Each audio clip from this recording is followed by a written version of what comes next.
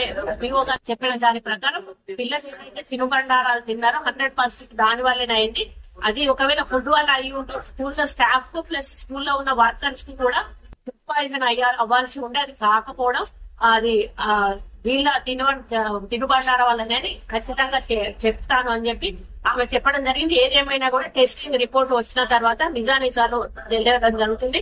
వాంకిడి గురుకుల పాఠశాల అని చాలా హైజెనిక్ గా ఉంటుంది.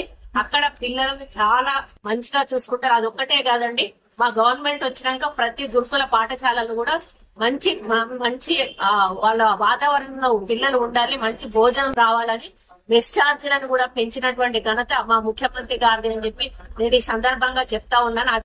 లేకుంటే ఇంతకుముందే తెలిసింది ఏంటంటే ఈ అమ్మాయిలందరూ కూడా కొంత మధ్యాహ్నం ఇక్కడ బయట పోయి ఆ చిరుతిళ్ళు తిన్నారు బయట, అందుకే ఇలా జరిగిందని అంటా ఉన్నారు.